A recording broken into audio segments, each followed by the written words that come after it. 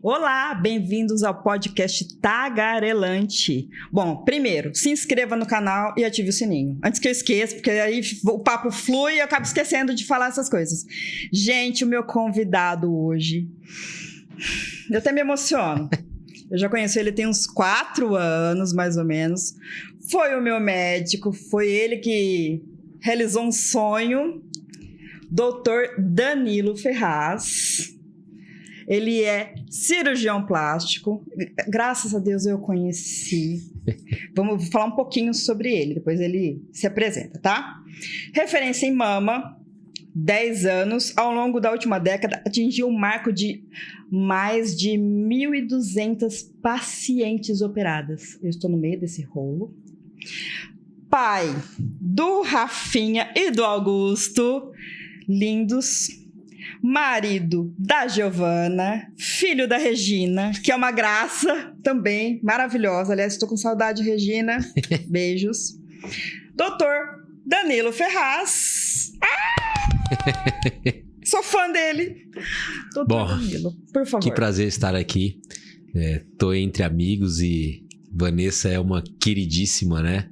Como ela falou, há 4 anos ela esteve no consultório e participei de uma mudança de vida que ela precisou na época, e a gente manteve esse carinho, essa relação, né?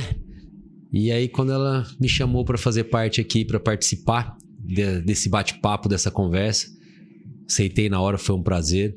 Foi um pouquinho difícil a gente organizar as agendas, sim, né? Sim, complicada essa agenda, né? Mas tô aqui agora pra gente conversar, bater um papo e falar um pouquinho daquilo que eu sou apaixonado, que é a cirurgia plástica.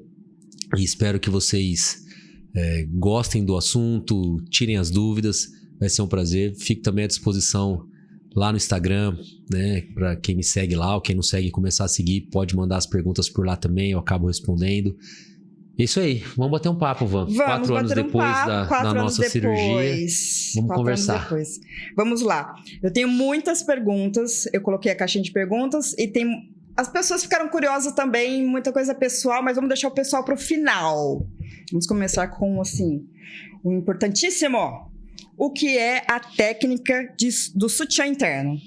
Que foi, aliás, o que eu fiz. Foi, né, o que eu fiz. Porque tá tudo inteirinho, bonitinho. Nada caiu. Gente, 4 anos, tá tudo bonitinho. Eu não uso sutiã. Tá tudo inteirinho. Vamos lá, Danilo. Bom, gente, isso é uma tática cirúrgica que eu gosto bastante. Inclusive, essa técnica foi a técnica que eu apresentei para o meu trabalho de membro titular da Sociedade Brasileira de Cirurgia Plástica. Então, às vezes o pessoal não sabe, mas quando a gente faz medicina, forma médico, depois a gente faz cirurgia geral, 3 anos, e depois a gente faz cirurgia plástica mais 3 anos. A gente tem que fazer uma prova para ser membro da Sociedade Brasileira de Cirurgia Plástica. Depois de 3 anos de membro, você pode ascender a última titulação dentro da sociedade, que é membro titular. Para isso, você precisa apresentar algum trabalho, alguma técnica que você use, que você tenha domínio. Você mostra os seus casos, então você consegue essa titulação. Então, por isso que eu gosto tanto dessa técnica do sutiã interno, porque foi ali que eu consegui mostrar os meus melhores casos para conseguir essa titulação, que nem todo cirurgião plástico tem. Então, isso é muito bacana. Então, é uma técnica que eu fico muito à vontade. E o que é isso? Quando a gente faz a mastopexia ou a mamoplastia, que é aquela cirurgia para reduzir a mama ou para retirar a flacidez, retirar a pele e tudo mais, geralmente a mulher que faz isso, ela não tem uma pele tão boa. Então, o que eu faço para que a gente possa fazer com que esse resultado se sustente por mais tempo, né? Principalmente quando a gente vai usar uma prótese, eu vou colocar, tiro todo o tecido que já está flácido, tiro aquele excesso de pele todo, eu coloco a prótese e eu vou fazer na mama, eu vou tentar explicar para vocês aqui, que é o seguinte: imaginem que a areola de vocês sejam esses 2 ossinhos aqui, tá? Quando você me procura no consultório, a areola, ou seja, esses 2 ossinhos geralmente vão estar olhando para baixo, que a mama cedeu, tá? Para fazer a pexia, eu tenho que colocar essa areola para cima novamente. Então, o que eu vou fazer? Eu vou fazer uma incisão ao redor dessa areola e para baixo da areola eu vou recortar um pedaço do tecido mamário e ele vai ficar pendurado, como se fosse uma gravata. Vamos pensar assim. Então, é uma gravata presa nessa região da areola. Eu vou colocar a prótese, depois a gente fala um pouquinho mais, mas eu gosto muito da prótese de alta aderência, para também ajudar nessa situação de sustentação. Eu vou colocar a prótese aqui no tórax. E essa ponta solta da gravata, eu vou prender no músculo peitoral, certo? Então, vai estar a prótese aqui. Essa ponta da gravata presa no músculo peitoral e a areola olhando para baixo ainda. Mas eu preciso jogar essa areola para cima. Quando eu puxo essa areola para cima, ela vai trazer também a prótese, porque essa parte está presa. Então, eu trago a areola para cima, ela puxa a prótese e eu prendo a areola nessa pele que sobrou aqui por cima. Então, eu tenho já uma sustentação mesmo sem ter fechado a mama. E depois eu venho e retiro o máximo de pele. Então, a gente tem para sustentação a prótese de alta aderência, esse que a gente chama de retalho, ou o nome mais popular que eu gosto, que é o sutiã interno, e a retirada de pele. Então isso é o nome. Isso é o sutiã. E quando a pessoa não vai colocar... Quando a pessoa não vai colocar a prótese, que foi o meu caso. Aí assim, esse retalho, ao invés de eu prender a prótese, essa ponta que fica solta da gravata, eu vou jogar lá em cima para fazer como se fosse uma estrutura de prótese, para dar um colo um pouco mais marcado. Eu só não chamo isso de sutiã interno porque ele não está sustentando nada, mas eu consigo mimetizar uma prótese. Por isso que, mesmo sem prótese, a gente consegue um colo bonito, um colo marcado. Obviamente não tanto. Isso depende também da qualidade do tecido. Mulheres mais jovens ou mulheres que ainda não tiveram filho, que não amamentaram, têm um tecido de uma qualidade melhor. Então, às vezes, parece realmente que tem uma prótese. Para aquela que não tem um tecido tão bacana, mas não quer prótese, a gente também usa essa mesma técnica para poder mimetizar uma prótese e dar um resultado mais bonito, mais arredondado, que vocês geralmente querem, né?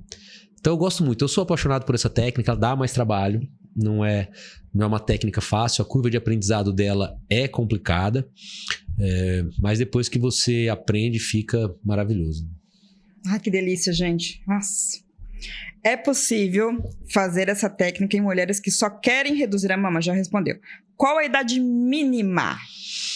Pode-se mexer na mama? Fazer essa cirurgia? Aí nós temos algumas situações, tá? Eu já operei meninas de 14 anos que tinham mamas muito, muito grandes. Então, estava atrapalhando rendimento escolar, atividades físicas, autoestima. Então, ainda mais hoje em dia que tem muito acesso à informação, elas começam a ver essas situações, tem muita exposição de biquíni e tal. Mas aí é uma situação, né, peculiar, que a gente vai conversar com os pais. Geralmente os pais já levam a mim porque começam a ver alguns sinais de isolamento, até um pouco de depressão. Então já fiz com meninas de 14 anos. Geralmente as mais novas assim são para retirada de tecido, retirada de volume. Nesses casos eu geralmente não coloco prótese, porque a gente não quer sensualizar, a gente não quer vulgarizar, não é nada disso. É para lógico que tem a parte estética, mas é mais para uma melhora de qualidade de vida, melhora de autoestima e tudo mais. Então, a partir de 14 anos. Para uma colocação de prótese, geralmente a partir dos 16, tá? Antes disso, a não ser casos específicos. Já fiz uma menina de 15, mas filha de um grande amigo de infância, que ela tinha mamas muito diferentes, uma mama muito maior do que a outra, e também estava começando a trazer algumas situações psicológicas, tal. A irmã também já havia colocado prótese, então tudo isso foi afetando. E como nós somos amigos, a gente conversei bastante com ela, conheço desde que ela nasceu. Olha que coisa de velho falar isso, né? Meu Deus do céu. Coisa de velho falar isso. Então, teve essa situação que eu acabei colocando próteses bem diferentes. Uma prótese perfil super alto, uma prótese de perfil moderado. Uma prótese foi 275, a outra prótese foi 150, alguma coisa assim, para a gente poder amenizar essa diferença. Então, casos específicos.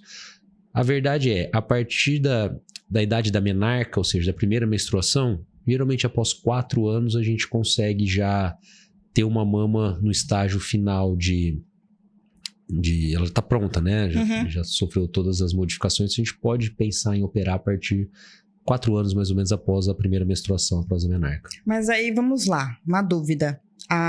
No caso, 14, 16, elas não tiveram filhos. E aí, como que funciona sobre isso? Por exemplo, elas não colocaram prótese. Quando Colocando ou não vai prótese, cair, não vai cair? Como funciona? a mama sempre vai cair. Infelizmente, a mama sempre vai cair. Não tem jeito. Infelizmente pra vocês, né? Pra mim, infelizmente, a mama sempre vai cair. Nem vem, a minha tá inteirinha, eu pretendo continuar aquela inteirinha.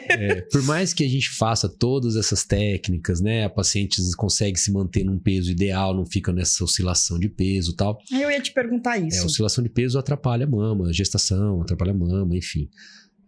Mas a mama sempre vai cair, porque a paciente vai envelhecer, vai perder colágeno e a gravidade vai puxar. Com prótese ou sem prótese, não interessa. Em algum momento da vida ela vai ter uma flacidez. Por mais que a gente faça tudo. Então, operou nova, operou mais velha, ela vai ter flacidez, com prótese ou sem prótese. Em relação à amamentação, quando a gente só coloca prótese, você faz só aquela pequena incisão e coloca prótese, a gente vai sempre mexer abaixo da glândula. Ou abaixo da glândula mesmo, ou abaixo do músculo. Então, teoricamente, eu não mexo na estrutura glandular, eu não mexo na mama em si. Então, muito raramente essa paciente vai ter alguma dificuldade para amamentação. Muito difícil ela ter dificuldade. Ah, mas eu tenho uma amiga que pôs prótese e não conseguiu amamentar. Pode ser que ela não fosse amamentar de qualquer jeito. Tem muita menina que nunca operou e também não consegue amamentar. A amamentação não é uma coisa tão florida quanto se vende. Quem já amamentou sabe. Sim. É difícil. Às vezes a criança não consegue fazer a pega. Às vezes ela pega e machuca o mamilo e dá fissura e dói e tem mastite, enfim. Não é uma coisa tão simples amamentar. Não é. Então, às vezes a paciente nunca operou e não consegue amamentar. Mas, obviamente, quando a gente faz uma mastopexia, ou seja, quando eu tiro pele, mexo na estrutura da glândula, eu vou ter fibrose no meio dessa glândula e isso pode dificultar a amamentação. Então, o que eu falo? Não é porque operou que não vai amamentar e não é porque não operou que vai. Mas quem amamenta tem uma chance menor de amamentar ou uma chance maior de ter pelo menos dificuldade. Isso a gente tem que sempre conversar. Eu sempre explico isso para as meninas. Eu falo assim, é um sonho de vida amamentar? É uma coisa que você acha muito essencial? Se for, não opera. Segura a mama um pouco, tenha seus filhos e depois opere. Geralmente não, doutor. Se der ok, se não der, paciência. Aí a gente opera porque dá para ver que a mama hoje atrapalha muito mais do que esse possível sonho de amamentação. A gente consegue trazer uma qualidade de vida para ela que ultrapassa essa questão da amamentação. Então, é pessoal, a gente tem que... Minha função é orientar. E eu acho engraçado que o pessoal acha que é só estética, né? Eu tinha muita dor nas costas. O principal foco meu foram as dores. E aí, porque desde adolescente que eu tinha uma mama grande. Aí eu esperei, porque eu queria casar, amamentar. Mas a dor nas costas, e depois que tirou, meu Deus. Dá um alívio, né? Nossa!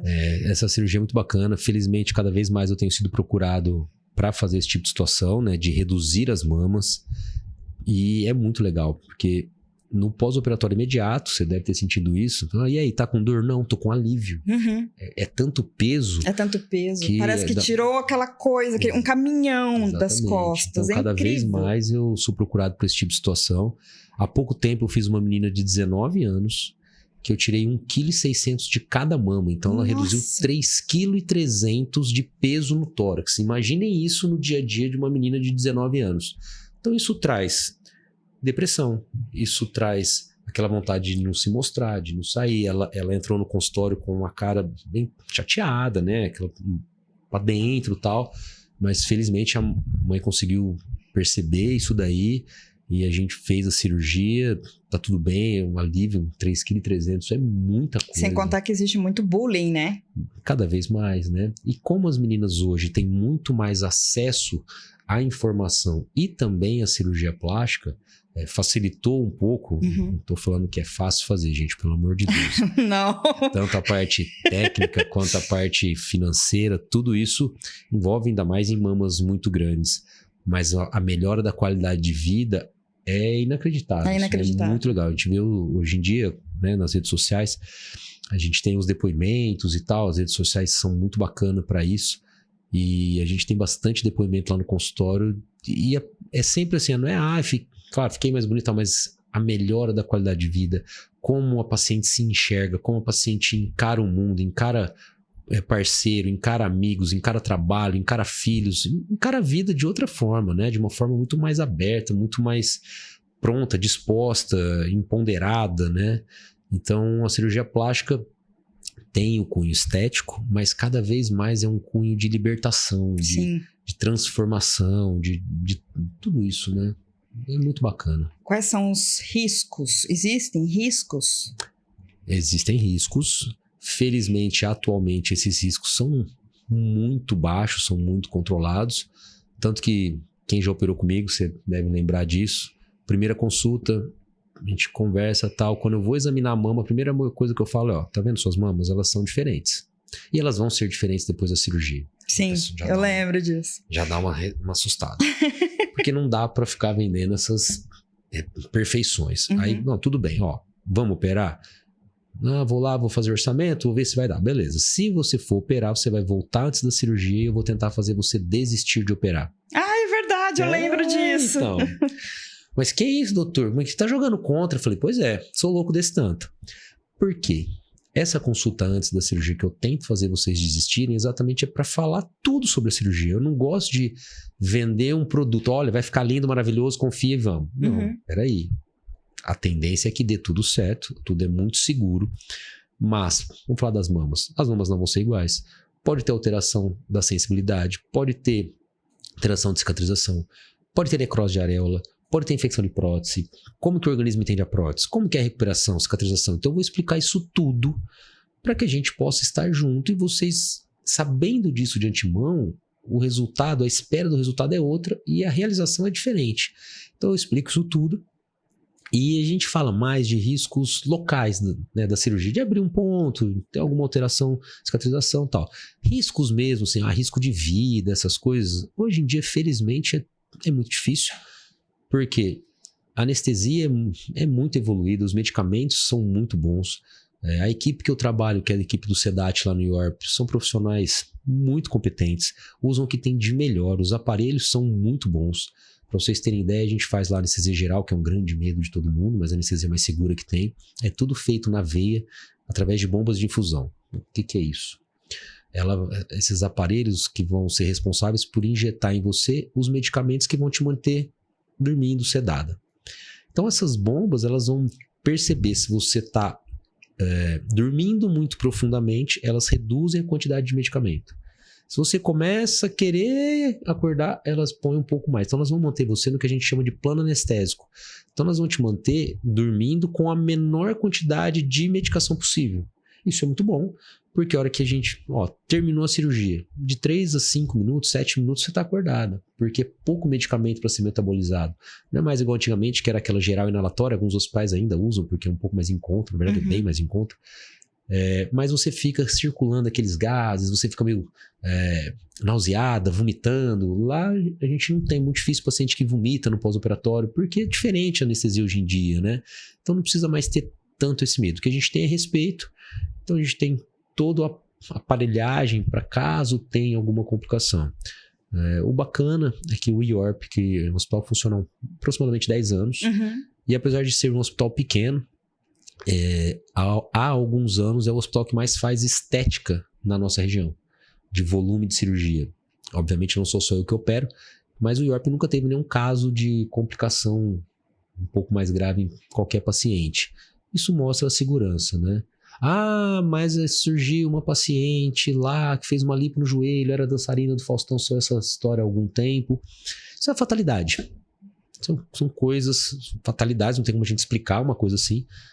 Assim como pode cair um avião, enfim. São aquelas situações pontuais que a gente não pode pegar como uma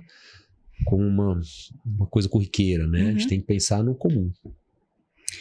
Se não fosse tão seguro, não tinha deixado minha mãe com 67 anos fazer nariz há uma semana, gente. Olha, loucura. Gente, nossa, com saudade dela. A cirurgia afeta a sensibilidade da mama? Tudo depende, né? Depois eu vou dar meu depoimento, tá, gente? Então assim, quando a gente só faz a colocação da prótese, aquela cirurgia de 40 minutinhos, faz uma pequena incisão, abre a loja, coloca a prótese e fecha, muito raramente a gente tem perda de sensibilidade. Muito difícil. Às vezes até uma perda transitória ali, uma semana, 10 dias, 15 dias, pelo edema, isso pode acontecer, mas é muito raro. Quando a gente faz uma mastopexia, ou seja, que eu tiro tecido mamário e faz as incisões ao redor da areola e tal, pode ter alteração. Também não é comum. É um pouco mais comum nas gigantomastias. O que são as gigantomastias? Essa eu não As conheço. mamas muito grandes. Né? Então, nessas mamas muito grandes, onde a movimentação areolar, o que é isso? A areola está muito caída, eu tenho que movimentar ela muito para cima.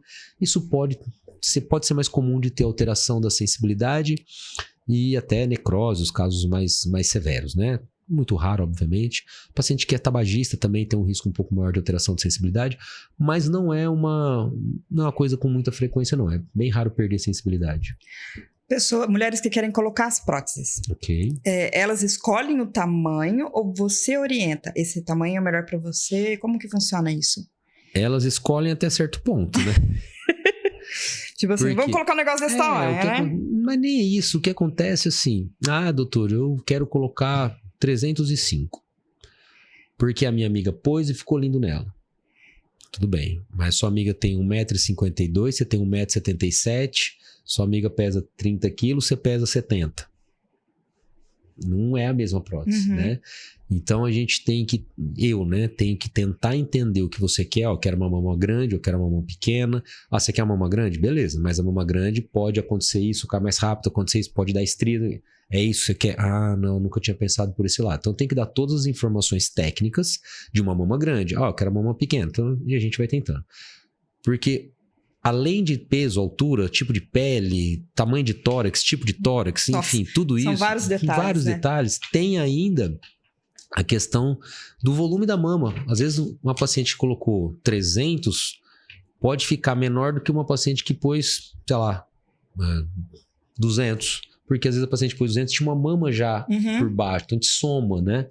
Uma coisa bacana, no consultório tem alguns moldes que a gente consegue ter uma ideia muito bacana do volume que a paciente quer para o tamanho da prótese. Então, sempre que a paciente, eu falo bastante no Insta isso, você está marcando a sua consulta para fazer uma colocação de prótese de mama, vai com uma camiseta branca, essa Zering branca, um top de academia ou um sutiã sem bojo, porque a gente pode colocar esse molde e você ter uma boa ideia do volume que você vai ter no pós-operatório. Então, dá para a gente organizar alguma coisa. Mas é tudo muito empírico.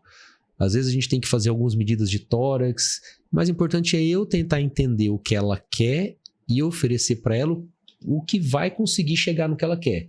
Não o volume. Vocês prestam muita atenção no número. Eu quero esse número. E às vezes, a diferença de uma prótese para outras, principalmente da linha que eu utilizo, por exemplo, da 280 para 305, ela aumenta 1 milímetro. Então é muito pouco. Então, às vezes, na hora, ao invés de pôr uma prótese, eu ponho a outra.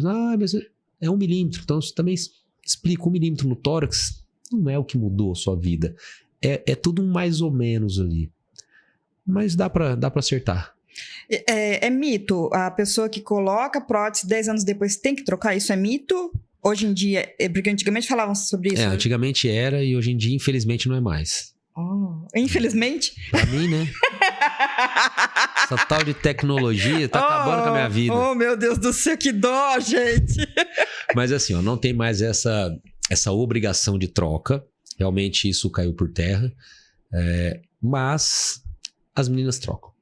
Trocam? Por quê? Porque cai Porque perde a estética. Então, sim. 10 anos de prótese depois, pode ser que a mama não esteja mais com aquele colo tão marcado, aquele volume tão bonito. Gerou alguma flacidez, ganhou peso, perdeu peso, o próprio envelhecimento, perdeu colágeno. Elas falam, fiz uma cirurgia tranquila, tava tão bonito, por que vou ficar com essa mama do jeito que tá? Vou trocar.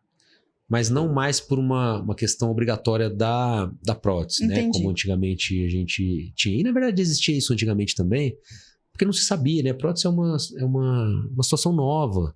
Então, como é que eles iam prometer que a prótese durava 30, 40, 50 anos? Não tinha isso, né? E foi se vendo com o passar dos anos que não, ok. Tinha muitos pacientes que não trocaram a prótese, colocaram lá no começo, não trocaram essa prótese com 10 anos e viu-se que ok. E aí a cápsula está na 6ª geração de cápsula, então ela não rompe com tanta facilidade. Hoje em dia é muito, muito, muito, muito seguro. Mesmo que a cápsula se rompa. Fiz um exame, você nem percebeu. Fui fazer um exame da mama e falou que minha cápsula tá rompida. E agora, doutor? Nada. Agora nada. A cápsula vai ficar a prótese vai ficar dentro de uma cápsula que o corpo produz, totalmente fechada, protegida. Esse gel é um gel muito coeso. Ele é tipo um slime bem duro. Então, se aperta, ele vai e volta. Ele não vai escorrer. Uhum. E um exemplo disso é minha irmã. Ai, Danilo, fiz um exame da mama e tô com a minha prótese rompida agora. O que eu vou fazer? Eu tenho que operar, não sei o quê.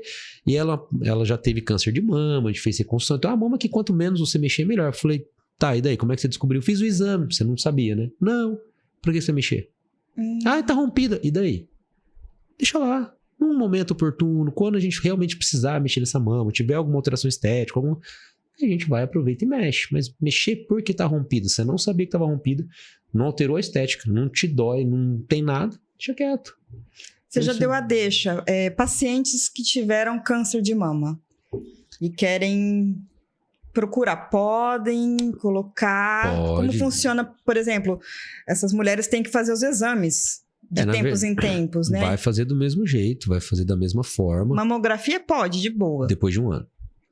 Depois de um ano pode. Antes não, porque aperta muito a mama, né? Ah, mas e se eu precisar fazer? Você faz uma ressonância. Então a gente tem alternativas para esse exame. E ela vai manter o mesmo acompanhamento que ela mantinha antes. Isso aí não altera nada. Então é possível, não tem problema. Nenhum. Vamos lá.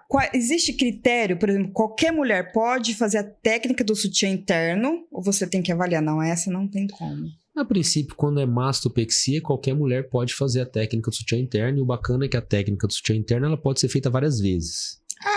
Faz uma, depois você faz outra, Você consegue confeccionar esse retalho várias vezes. Então, isso é muito bacana. Existe uma outra situação que eu tenho feito há alguns anos para algumas pacientes específicas, que é um retalho muscular. É uma técnica um pouco diferente, mais delicada, tecnicamente mais difícil, para aquela mulher que gosta de um colo mais marcado, uma mama mais alta, com uma durabilidade muito grande. Porque o que eu faço? Eu vou pegar o músculo peitoral, ele vai ter fibras nesse sentido aqui. Eu vou abrir o músculo peitoral no meio, esta parte inferior do músculo eu vou descolar e vou criar um espaço aqui. Eu vou vir e vou pôr a prótese nesse espaço. Então, quem vai sustentar a prótese não é mais a pele que tem essa flacidez mais fácil. Vai ser o músculo. Ele vai sustentar tanto nessa queda vertical, quanto na lateralização, quando a mama vai para debaixo do braço. Que ele vai formar essa cinta muscular aqui. Então, é muito bacana. Dá um resultado muito arredondado, muito bonito, muito alto, bem marcado. É o que tem de melhor nessa situação. Por que não se faz para todo mundo? Primeiro, só dá para fazer uma vez. Então, a paciente muito nova, que não teve filho, é difícil indicar uma técnica que, teoricamente, a gente consegue usar só uma vez, não tão jovem que ainda não teve filho. Então, eu prefiro pacientes que já têm todos os seus filhos, que já têm mais idade, ou que realmente, não, eu gosto de mama muito marcada, enfim, aí a gente usa. Um outro motivo, ela dói um pouco mais no pós-operatório, porque a gente mexe na musculatura. Então, ela tem que estar disposta a um pouquinho mais de desconforto ali nos 2, 3 primeiros dias. Ela tem um custo mais alto, porque é uma técnica mais difícil. Tempo de cirurgia também. Coisa de 25 minutos a mais, não é tanto. Mas tem alguns detalhes. Então, eu sempre converso com os pacientes. Eu gosto muito dessa técnica para pacientes pós-bariátricas. Porque a pele é muito flácida do pós-bariátrico, ela não sustenta praticamente nada de tempo, uma prótese ali. E aí, a gente lançando mão do músculo, a gente consegue um resultado muito bonito para o pós-bariátrico. Então, existem casos e casos, por isso que a cirurgia plástica é sempre muito individualizada, é uma experiência única, né? Cada paciente tem uma queixa, cada paciente tem um sonho, cada paciente tem um corpo, vai ter o seu tratamento, né? Você já deu a deixa. Como é o pós-operatório de uma cirurgia de mama? Eu sei, mas eu queria que você falasse. É super tranquilo. Eu não sinto nada. Você tá brincando, você não sente nada. A gente for pra casa tranquilo. Sério? Durmo de lado, durmo de bruço, qualquer... Nossa, isso, é uma maravilha. Isso sempre vou pra casa com 2, 3 cabelinhos brancos a mais, né? Que vocês me deixam... Não, dormir de bruxo eu amo. Isso pega, gente. Eu acho que eu mais sofri foi com isso. Na verdade, assim, a cirurgia da mama em si, quando o paciente faz só a mama, é muito tranquilo, geralmente. Tem alguns detalhes que o principal é esse, dormir de barriga para cima, que é chato, a gente geralmente dorme de lado ali, então ajudia um pouquinho das costas. Mas na maioria dos casos não é uma cirurgia dolorida. Tem desconforto, uma ardência nos 2, 3 primeiros dias ali, alguns cuidados, mas a técnica mudou muito. Você no primeiro dia movimenta o braço até a altura do ombro, lava a roça, escova o dente, se alimenta, abre geladeira, a porta do carro, faz maquiagem. Se você fizer trabalhos online, trabalhos computador, celular, não tem problema nenhum. Dirigir? Eu peço 10 dias a princípio. Levantar o braço? Primeiro dia pode. Ah, mas e aqui em cima? Pode. Movimentos vagarosos, pode. Eu brinco até com as minhas assim, ó, pode levantar. Só não pode colocar o DVD da Sandy Júnior e ficar, não pode. Não deve, pelo menos, né?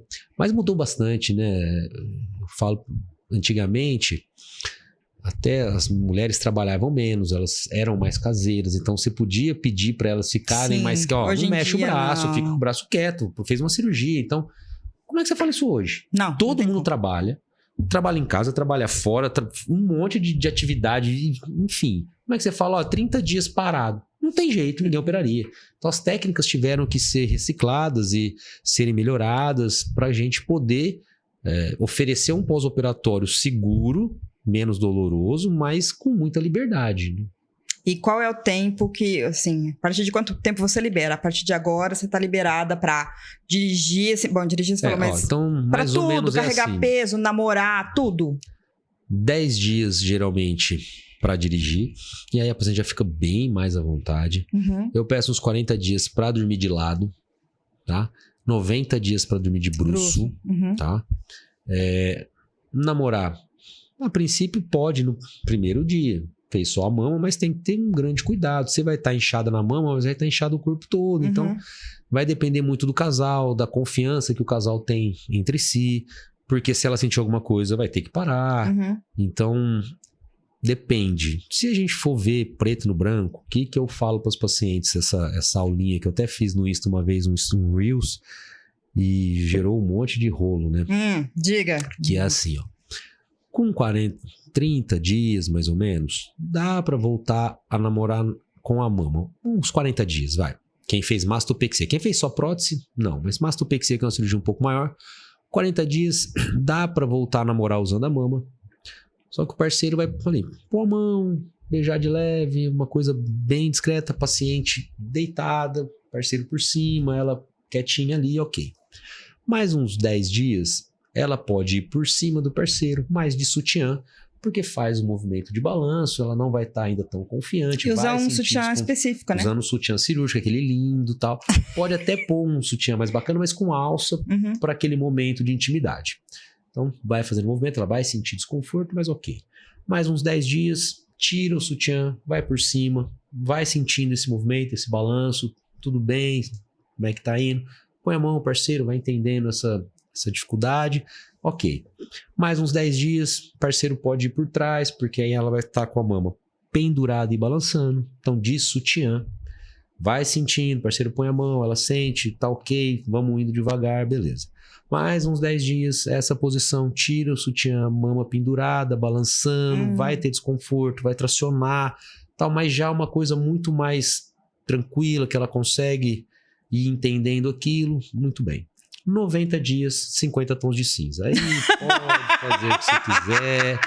É gancho, é vela, quer subir no helicóptero. Olha só, ele não me contou. Ele só chegou nos 90. Ele falou assim, Van, 90 dias está liberada. Mas antes ele não tinha me falado 10 aqui, 10 assim, 10 assim. Mas eu fui ninguém aprendendo, me contou nada, né? Fui aprendendo. Ele não falou, Vanessa, 90 dias você já pode. Mas aposto que você fez antes. Não fiz, olha só. Vá pra lá. Olha só, eu não fiz. Não fiz, eu fiquei com medo. Na verdade, era tão... Eu falo isso tudo, mas a maioria fica com medo, tá? Não, a maioria fica com medo. Até brinco com os maridos, eu vou apanhar depois, né, das pacientes. Eu falo assim, ó... Aí quando o doutor fala, você, essa semana, vou te dar um atestado, você vai na casa das primas pra achar... A Isadora paga a cirurgia, acha ótimo, ninguém vai porque elas cortam o atestado no meio, picota. Então... Olha só. Eles ficam nervosos, gente. Mas claro. Eles ficam bravos, estressados, tem que relaxar. Nunca deu certo esse atestado, mas eu dou pra todo mundo. Cicatrizes, vamos lá. Cicatrizes, assunto sempre chato. Sim. Mas é o seguinte, é custo-benefício. É impossível a gente fazer uma cirurgia sem cicatrizes. A colocação da prótese, pequena incisão, 3 a 6 centímetros, dependendo do tamanho da prótese que vai ser colocada, no sulco mamário, praticamente você não vê, ótimo, maravilha. Mastopexia, cicatriz ao redor da areola, para baixo. Eu gosto muito da cicatriz em L, quem me segue sabe disso, que ela é ao redor da areola, para baixo e só para lateral. Por quê? Você não vai ter cicatriz pro meio. Então isso facilita o uso de decote, de biquíni e tudo mais. Só que mamas muito grandes, às vezes a gente não consegue fazer em L. Aí a gente faz em T invertido, que aí tem esse componente medial. Mas paciência, custo-benefício. O que eu falo para os pacientes que têm medo de cicatriz? O que te incomoda mais? A mama do jeito que tá, uma cicatriz que com o passar do tempo, tem que ter paciência, 1 ano e meio, 2, a tendência dela é ficar muito, muito clara.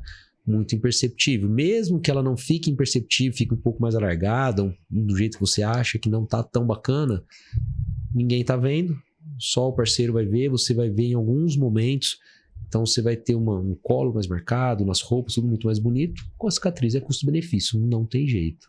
As mulheres que têm queloide, né? Isso é muito raro, tá? O problema do queloide é que ele leva a fama de muita coisa. Qualquer cicatriz que a paciente não goste, recebe o nome de queloide. Então, eu até brinco bastante com o paciente chega lá e fala, doutor, olha, mas um grande problema porque eu tenho queloide. Mas na hora, eu falo assim, então vamos fazer o seguinte, eu aposto que você não tem, eu tenho, doutor.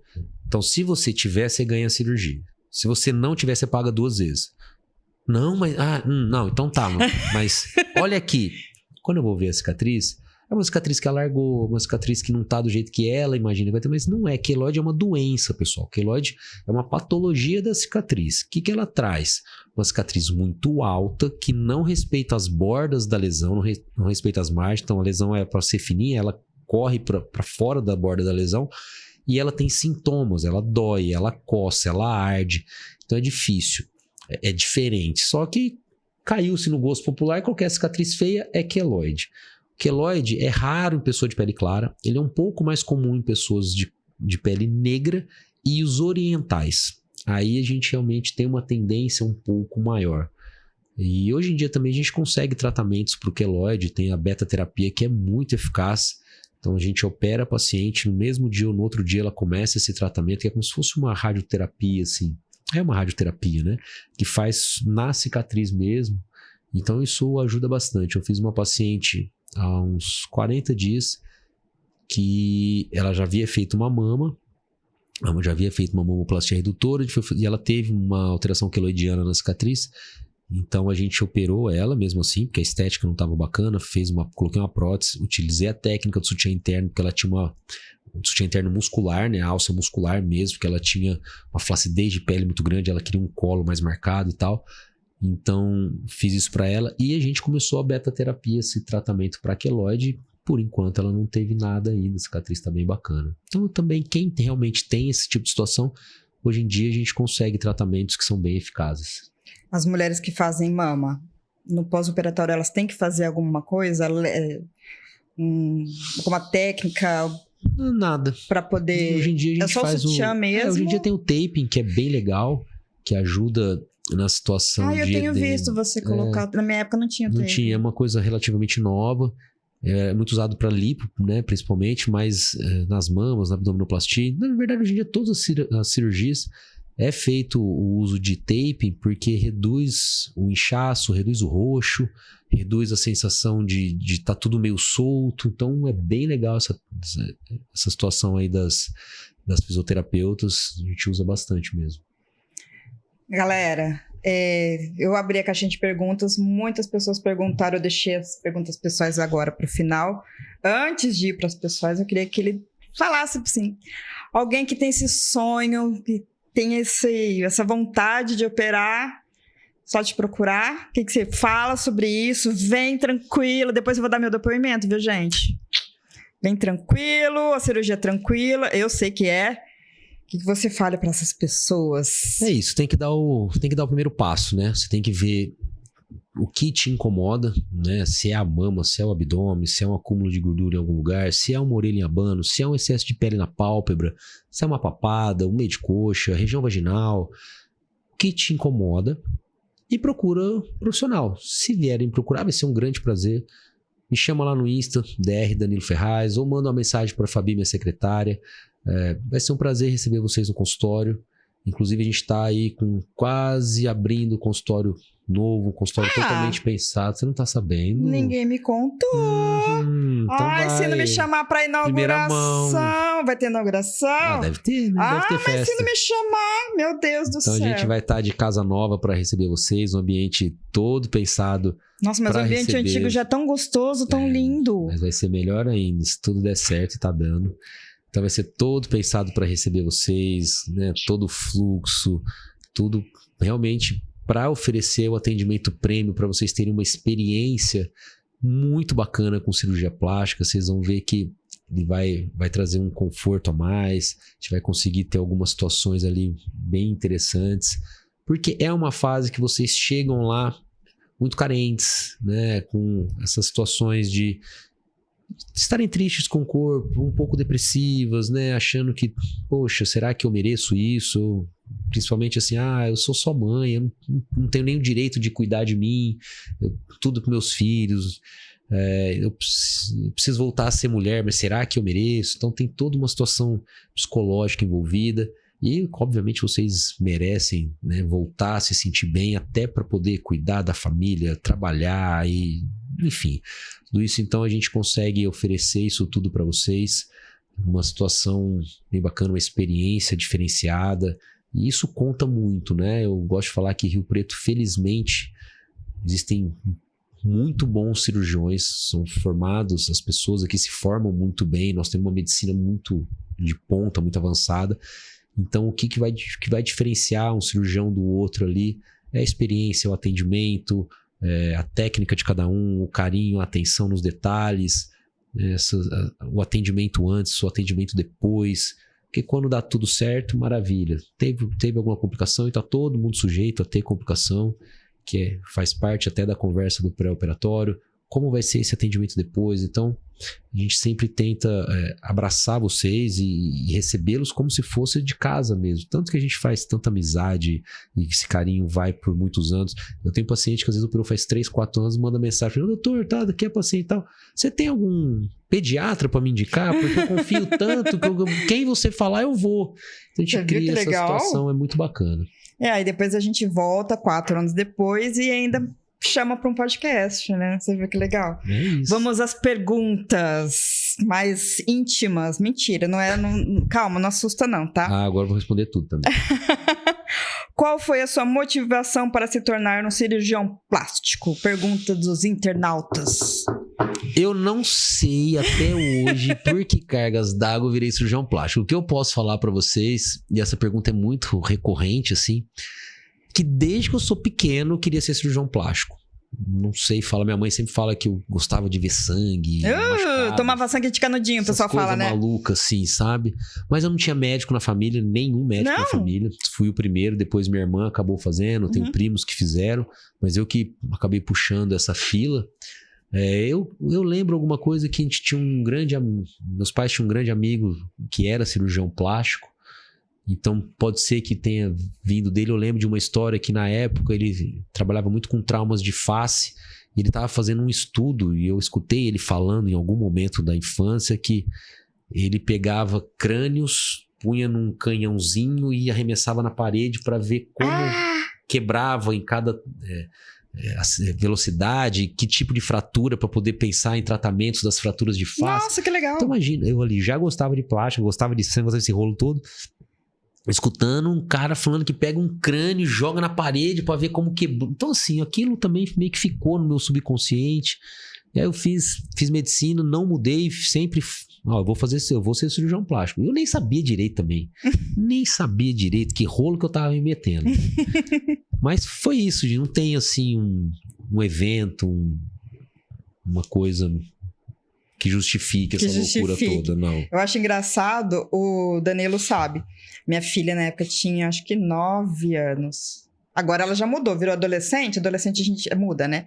Quando ela viu que eu fiz a cirurgia, que ela viu que eu tinha dor, que ela viu como ficou, ela chegou e me falou assim, mamãe, eu quero ser igual o tio Danilo. Chamaram de tio Danilo. Tio Danilo, por quê, filha?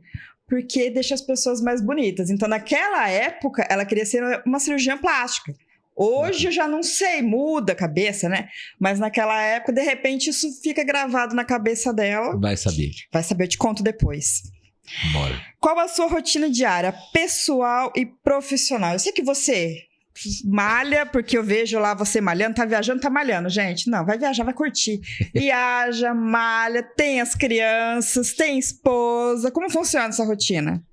Pergunta dos internautas. Se for ficar bravo, fica pros internautas. Não, isso é legal, porque assim, é muito corrido, mas eu consigo organizar o meu dia pra fazer tudo que eu gosto e que eu preciso fazer. Claro, o que você faz da meia-noite às 6 da manhã? Não é a pergunta, não é que eu falo, mas eu não vou na academia porque eu não tenho tempo. Da meia-noite às 6 faz o quê? Exatamente. Vai treinar. Enfim, então eu consegui organizar a minha vida e não foi fácil, porque eu tive que bater o pé em algumas situações de consultório. Então, mais ou menos hoje funciona assim. Segunda-feira de manhã eu faço retornos de pós-operatório, né? E pequenas cirurgias. Mas é das 8 às 10h45. E a Fabiana, minha secretária, ficava maluca. Porque, doutor, eu preciso pôr mais gente. Eu preciso, no começo, né? Eu preciso pôr mais gente. Não vai pôr ninguém, porque 11 horas eu vou pra academia. Ah, mas você é louco, você vai para 11 horas eu vou pra academia. Acabou, não tem. Eu vou fazer meu horário.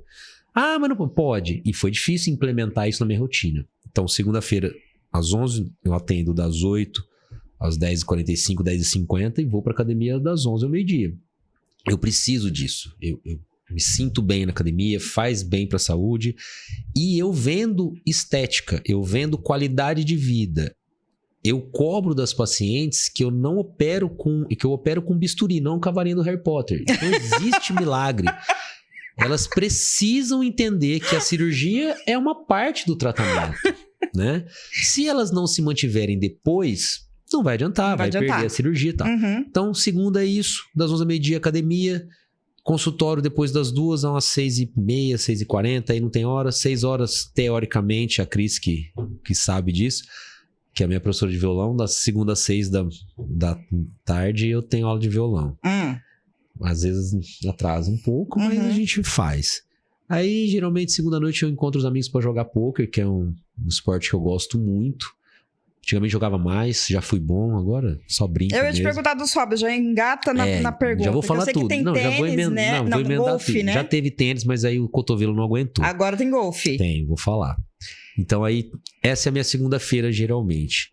Terça-feira é dia de cirurgia, então o dia vai variar de acordo com a cirurgia. Se é um dia que tem pouca cirurgia, acabou. Também não...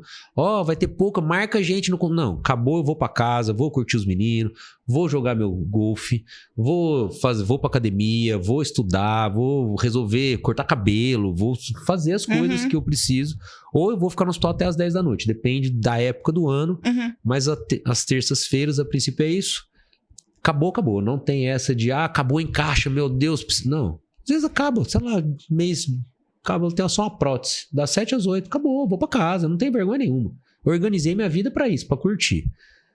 Quarta-feira, de manhã, primeiras consultas, mesmo esquema, de 8 a 10h30, 10h40, 11 horas academia. Segunda, quarta e sexta, esse horário, academia com personal. E depois à tarde, cirurgia na quarta-feira. Até a hora que fosse, acabar rápido, acabou rápido, se acabar... Então, mas por isso que às vezes o pessoal me segue no Instagram, 5 horas da tarde eu vou jogar tênis. Vou jogar golfe. Por quê? Porque eu acabei meu dia. Não fico estressado de querer ficar, eu preciso pôr gente pra ganhar dinheiro. Não, tá tudo bem. Na quinta-feira, mais um dia de cirúrgico. Cirurgia. Então hoje foi um dia cirúrgico? Hoje foi um dia cirúrgico. Hoje eu tive 2 cirurgias. Acabou ali 1h30, mais ou menos. Fui pra casa, os moleques estavam em casa, curti eles, fui pra academia enquanto um fazia tênis, o outro foi brincar, fiz minha academia, voltei, brinquei com eles um pouco, pra casa, tomei banho, comi, vim pra cá. Na sexta-feira, retorno de pós-operatório de manhã, das 8 às 11, 11 horas academia, à tarde, primeiras consultas novamente. Então, primeiras consultas segunda e sexta à tarde, quarta de manhã, consultório segunda de manhã e sexta de manhã.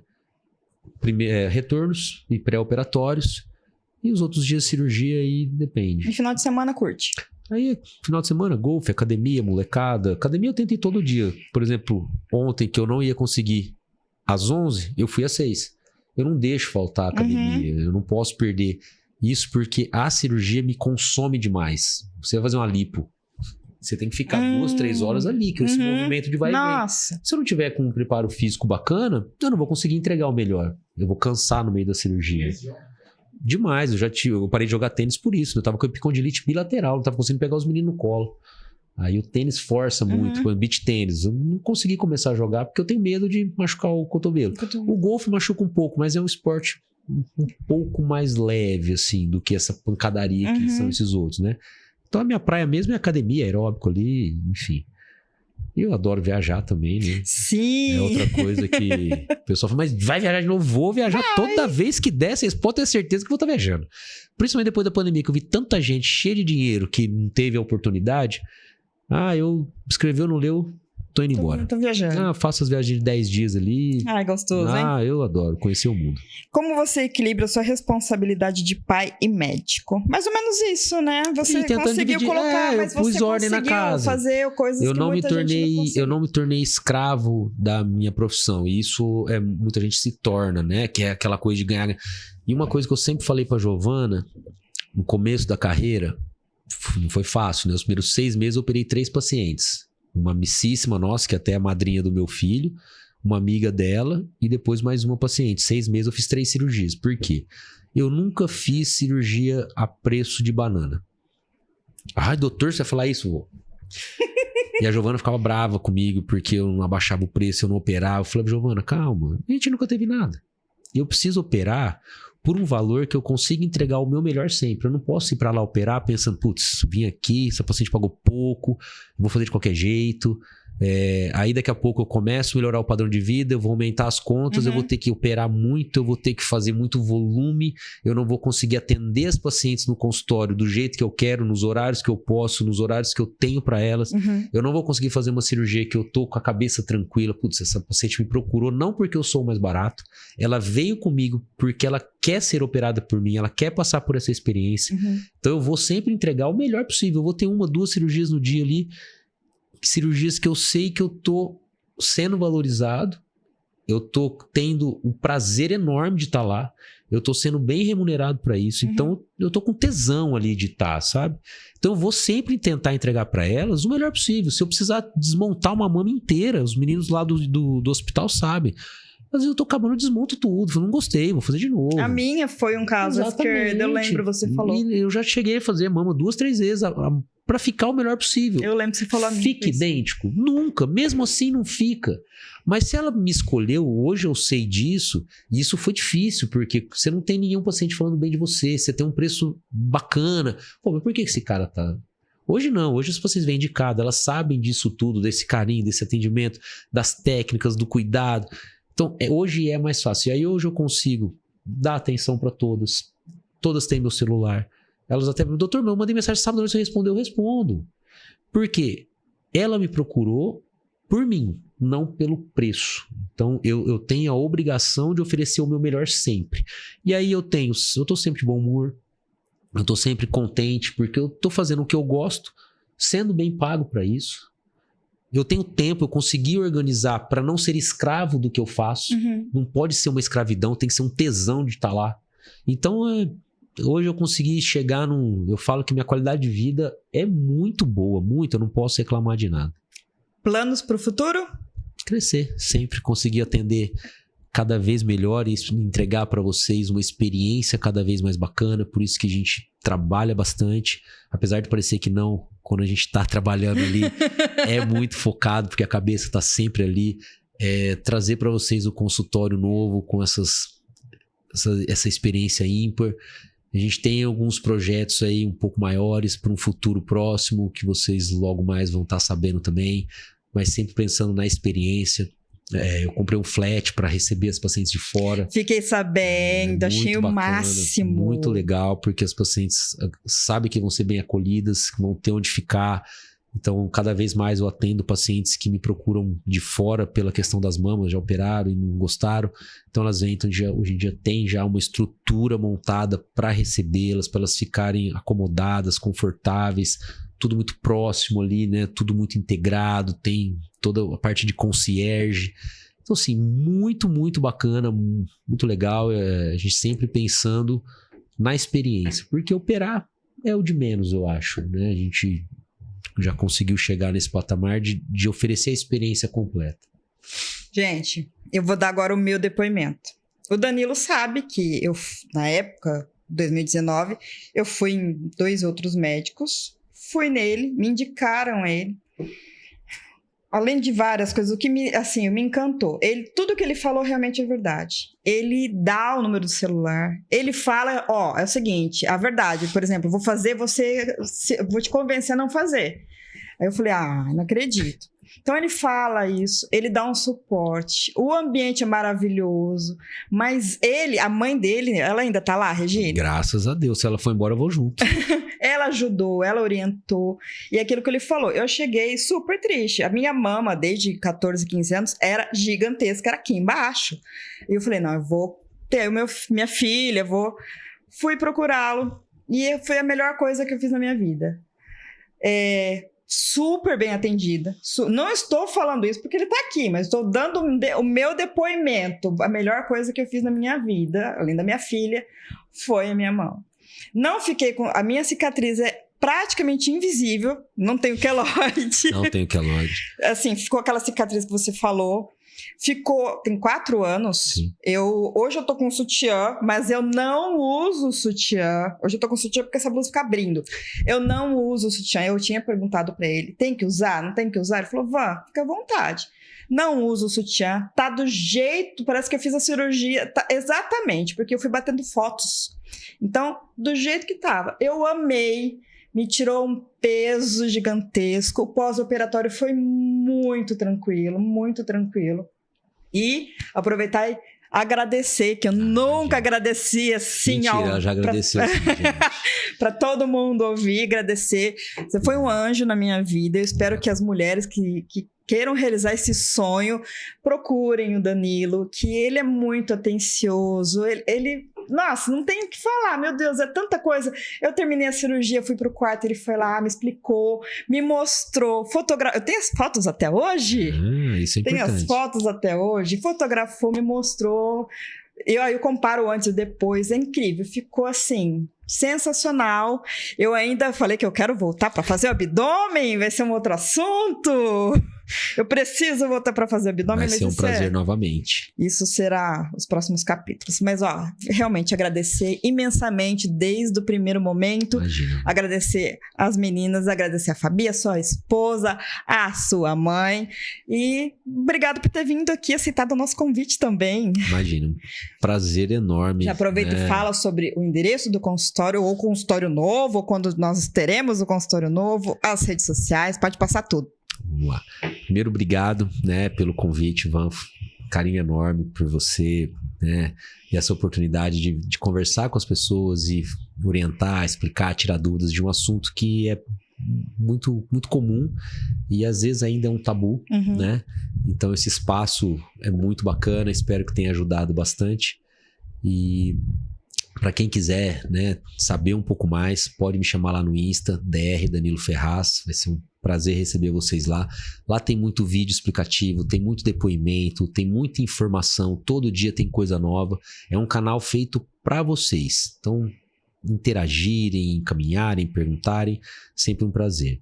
Se quiser agendar consulta, pode ser por lá, pode ser através do telefone da Fabi, o 17 99629 5338.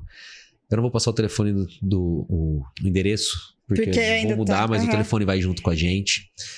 O consultório deve ser aí para daqui 3 meses, mais ou menos. Por favor, me avise. Nossa, vai avisada. E é isso, é um prazer falar de plástica, é um prazer de falar porque a gente traz melhora da estética, da autoestima, qualidade de vida. Quem não quer se sentir melhor, Então, acho que é isso.